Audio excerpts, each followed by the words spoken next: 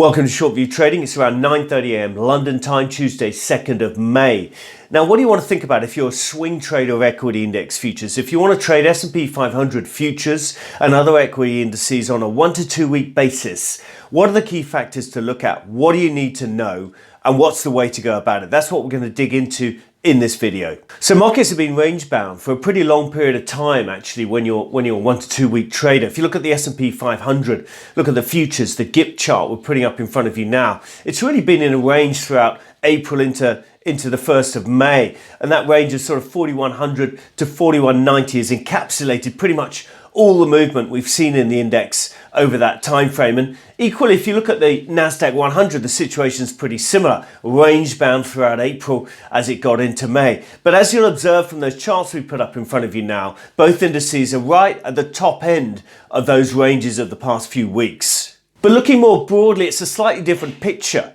If you look in Europe over the course of April, we made new record highs. We talked about the French CAC in one of these videos a couple of weeks ago, making an all-time record high, really on the back of China reopening, given there's so many luxury stocks in the French CAC index that sell a lot of their goods into China. It's their biggest market. L'Oreal, Hermes, all these kind of guys pushing the CAC 40 to those new record highs. But equally in other parts of Europe, we've seen some pretty good strength. The DAX, the Euro stocks are both back at multi-month highs. In the case of the DAX, as high as it's been since late 2021 in April. But across the US, it's a slightly different picture. I discussed the S&P and the Nasdaq, but as you can see in the chart in front of you now, year to date, the performance across a range of indices is very wide. Tech has done extremely well in 2023, as we know, with Nvidia and Tesla leading the charge. But at the other end of the scale, if you look at the small and mid caps, indices that are much more sensitive to the economic situation, these markets are flat year to date, or in the case of the small caps, the S&P 600 even slightly down. So there's a very mixed picture across a range of global equity indices, across the key ones, whether you look at Europe or the US or indeed within the US. So the question is, what does it all mean? What's the implications if you're a 1 to 2 week trader of equity indices? What's the best way to go about trading these indices when things seem so very different, with some making record highs and some down for the year? How do you go about trading these equity markets? And really our approach on a 1 to 2 week basis is to focus very much on risk appetite analysis. Indices and models that we call fear and greed models. On a 1 to 2 week basis, markets get a bit greedy, and then over the next couple of weeks, they tend to get a little bit fearful on a short-term time frame. And it's using these models that you get really good insights into trading equity market futures on that time frame. So for example, look at the risk appetite model we're putting up in front of you now. This is our combined RAG1 plus RAG2. It's our key risk appetite building blocks. A risk appetite gauge, as I said, measures fear and greed.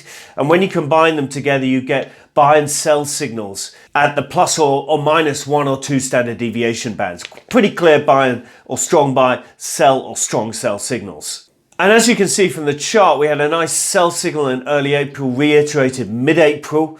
And then in the middle of last week, we got back onto buy just ahead of that 2-day sharp move higher towards the top end of that index.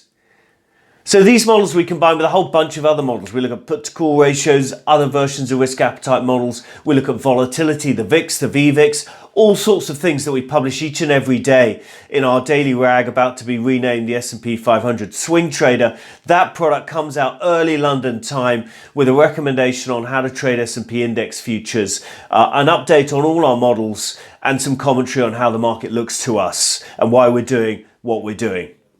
So if you're interested in a free trial of that, please click on the link below and we'll send you the daily rag for free for a bunch of trading sessions so you can get the hang of it, see if it suits your purposes. All you need to give us is your name and email address, no credit card details required, or if you're a subscriber, you should have had the email in your inbox around 9 a.m. London time. So what are we watching today and this week? Was a whole bunch of stuff going on. First of all, the first big theme is it's the big data week for the US. Non-farm payrolls on Friday, ISM services ahead of that, ADP employment, JOLTS data, all sorts of things going on.